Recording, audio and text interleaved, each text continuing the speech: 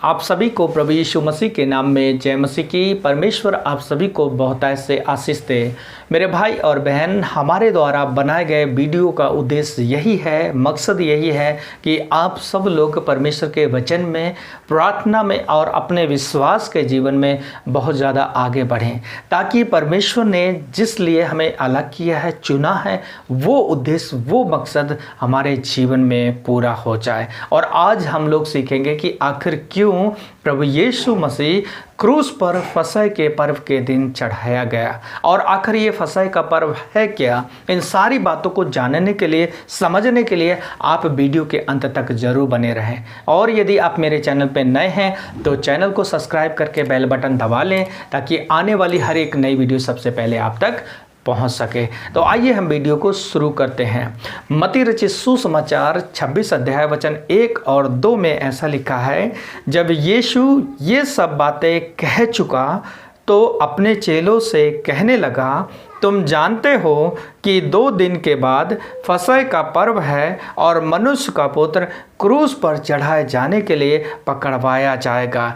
ये सब बातों के बात का मतलब प्रभु यीशु मसीह अपने चेलों के साथ ऑलरेडी यरूशलेम में है, और इन सारी बातों को कहने से पहले प्रभु ने अपने चेलों को न्याय के दिन के बारे में और उस 10 कुंवारी के दृष्टांत के बारे में कहा था। उसके बाद में ये 2 लाइनें प्रभु ने कहा है कि मनुष्य का पुत्र अन्य जातियों के हाथ में पकड़वाया जाएगा। हम सब लोग जानते हैं, हमारे प्रभु यीशु मसीह यहूदी कल्चर में पले और बढ़े। उसके माँ बाप यूसुफ और मरियम यहूदी लोग थे, और यहूदी लोगों के बारे में यदि हम बात करें तो यहूदी लोग दुनिया के किसी भी कोने में क्यों ना हो, जब भी परमेश्वर ने उन्हें व्यवस्था में जो आज्ञाएं दी है, जो कानून दिए गए हैं, जो त्योहारें दिए गए हैं मनाने के लिए, वो उस त्योहार को मनाने के लिए यरूशलेम आया करते थे। और यहाँ पर भी प्रभु यीशु मसीह यरूशलेम में है, और यरूशलेम की रीति रिवाजों के अनुसार प्रभु यीशु मसीह भी कौन से एक यहूदी जाति में पैदा हुए थे। तो यहूदी हुए, वो भी हर एक परंपरा को पूरा करते थे, क्योंकि वो व्यवस्था की बातों को लोप करने नहीं बल्कि पूरा करने वो आए थे। और यदि आप फसह के पर्व के बारे में सही रीति से जानना है, समझना है, तो निर्गमन की पुस्तक अध्याय 12 वचन 1 से लेकर 12 तक आप पढ़ेंगे, तो वहाँ पर हम जानते हैं कि यहूदी लोग मिस्र की गुलामी में 400 साल से पड़े हुए थे। वो करार रहते, वो बिलक रहते थे, कोई तो हमें छुड़ा ले इस गुलामी से, इस दर्द से, इस पीड़ा से कोई तो हमें निकाल ले। और ये 1 नहीं, 2 नहीं, 3 नहीं, बल्कि 400 साल इस रीति से इस्राएलियों को मिस्र में रहते हुए गुजर चुके थे। वो थक चुके थे, वो कहराने लगे थे, वो हाँपने लगे थे, और उनकी न जाने कितनी पीढ़ियाँ उस मिस्र की गुलामी में 400 साल के अंदर ख़त्म हो चुकी थी। और परमेश्वर ने मूसा और हारून के द्वारा पूरे इस्राएलियों को उस मिस्र की गुलामी से छुड़ाने का निर्णय लिया। परमेश्वर ने मूसा और हारून को उस मिस्र में भेजा। मिस्र में बहुत से अद्भुत चिन्ह और चमत्कार किए, और निर्गमन 12 अध्याय में आप लास्ट और अद्भुत काम को बाकी रह गया था। परमेश्वर ने मूसा और हारून से कहा, इन इस्राएल के लोगों से कहो कि अपने कुटुंब के अनुसार, अपने लोगों के अनुसार से, अपने ट्राइब के अनुसार से आप अपने लिए एक मेमने लो, और मेमने को बलिदान करके आप उसके ब्लड को अपने घर की चौखटों पे लगाना, क्योंकि मृत्यु का जो दूत आएगा पूरे मिस्र में, और उनके सारे जानवरों से लेकर आदमियों के पैलोठे तक वो ऐसा घात करेगा कि सारे पैलोठे मर जाएंगे। लेकिन जिन जिन घरों के चौखट में ब्लड होगा, वो मेमने का ब्लड होगा, वो और उसके घराने के बच्चे बचाए जाएंगे। तो वहां पर उन लोगों ने ऐसे किया। जब मृत्यु का दूत पूरे मिस्र पर गुजरा, तो जिनके घर में ब्लड लगा हुआ था, जिनके चौखटों में ब्लड लगा हुआ था, वो सारे लोग बचाए गए। अर्थात फसह के पर्व के दिन यहूदियों के अनुसार से उन्हें एक मेमने को बलिदान करना था, और वो मेमने का बलिदान अर्थात वो लहू उनकी छुड़ौती का कारण था, अर्थात 400 साल की गुलामी से छुड़ाने का उनके कारण था। और प्रभु ने इस बात को उन्हें आज्ञा दिया था। जब हम व्यवस्था विवरण अध्याय 26 वचन 1 में पढ़ेंगे कि आप इसे माना करना। और ये फसह का पर्व परमेश्वर ने कहा कि आपके लिए साल का पहला महीना होगा और इंग्लिश में इस महीने को अप्रैल महीना कहते हैं और यहूदी कैलेंडर के अनुसार से ये अबीब का महीना था। और इसी महीने में हम लोग सब लोग जानते हैं कि प्रभु यीशु मसीह के गुड फ्राइडे और ईस्टर जैसे प्रोग्राम आते हैं और मसीह लोग भी इस बात को मनाते हैं। तो वहाँ हम देख रहे हैं कि प्रभु यीशु मसीह फसह के पर्व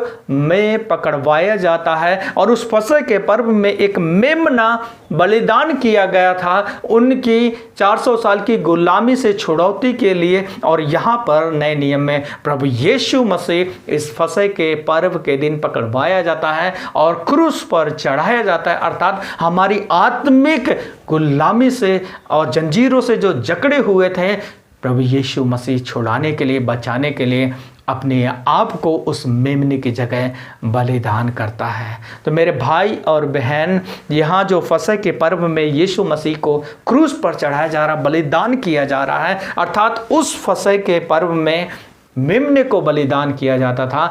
इस फसह के पर्व में प्रभु यीशु मसीह स्वयं जगत का मेमना बनकर जगत के पापों के लिए हमारे लिए अपने आप को बलिदान किया।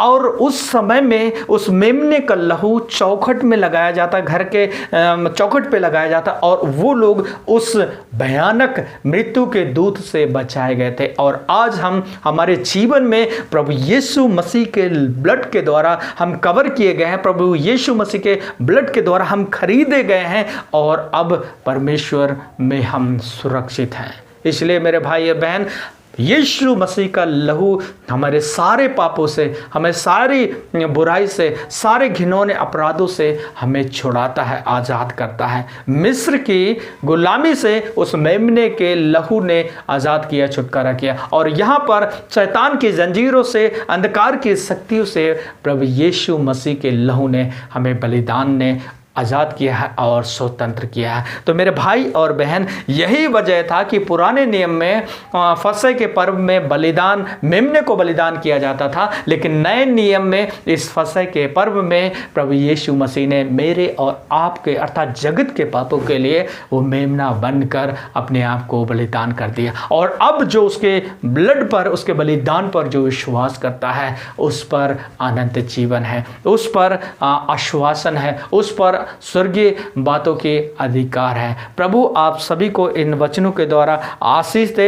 एक छोटे से संक्षिप्त में हमने इस बात को समझने की कोशिश किया है और यदि आप इस बात को और अच्छी रीति से जानना चाहते हैं, पढ़ना चाहते हैं तो निर्गमन की पुस्तक 12 अध्याय को जरूर पढ़ें। वहाँ मेमने के बलिदान के बारे में है और आप प्रभु यीशु मसीह के बलिदान के बारे में जरूर पढ़ें, क्योंकि यीशु मसीह यहाँ पर फसह के दिन पे लिखा है कि वो पकड़वाया जाएगा। प्रभु इन सारे बातों को समझने के लिए आपको बुद्धि दे, ज्ञान दे। हम आप सभी के लिए प्रार्थना करेंगे।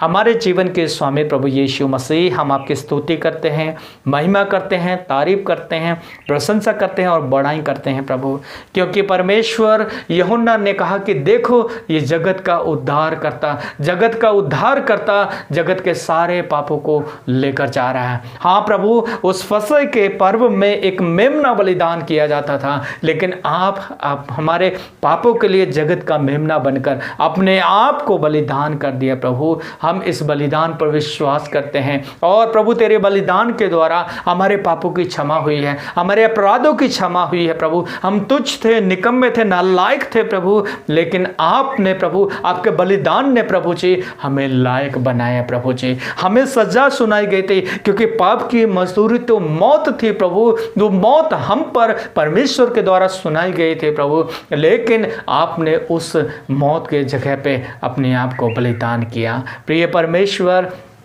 हमें और भी ज़्यादा समझते, बुद्धि दे, ताकि प्रभु तेरे बलिदान के बारे में, तेरे लहू के बारे में और गहराई से समझ सके। पवित्र आत्मा प्रतिदिन आप हमें समझ दे और सहायता कर। और प्रभु मेरी प्रार्थना है, मेरे भाई और बहन जितने भी लोग प्रभु इन वीडियो के द्वारा प्रभु देखते हैं, सुनते हैं, इनके विश्वास को इंक्रीज कर प्रभु, ये आप में, आपकी शक्ति में, आपकी ताकत में और भी बढ़ते चले जाएं, ताकि इनके जिंदगियों से परमेश्वर तमाम बंधन, रुकावटें, अंधकार की शक्तियों के बंधन टूट जाए प्रभु, क्योंकि आपने इन सारी बातों से छुड़ाने के लिए अपने आप को बलिदान किया। हे प्रभु, जो फिजिकल बीमार है यीशु नासरी के नाम में चंगे हो जाए, जो इमोशनली बीमार है प्रभु यीशु के नाम में आज़ाद होने पाए। प्रभु आप स्वतंत्र कर, आपने प्रभु हमें आज़ादी देने के लिए, गुलामी से आज़ाद करने के लिए प्रभु अपने आप को बलिदान किया। प्रभु यीशु मसीह आप मेरे भाई और बहनों को आशीष दे प्रभु, और इनकी सहायता मदद कर। धन्यवाद करते हैं मेरे परमेश्वर पिता प्रार्थना सुनने के लिए, प्रभु यीशु मसीह के नाम से मांगते हैं, आमीन आमीन। प्रभु आप सभी को बहुतायत से आशीष दे। यदि हमारे द्वारा बनाए गए वीडियो से आप लोगों को आशीष मिलती है तो ज़रूर अपने भाई बंधु यार दोस्तों के साथ शेयर करें, ताकि वो भी इन बातों को सीखें और जानें और प्रभु में वो लोग भी बढ़ने पाएँ। मिलेंगे अगली नई वीडियो में नए टॉपिक के साथ। तब तक के लिए अपना ढेर सारा ख्याल रखें। प्रभु आप सभी को आशीष दे। जय मसीह की।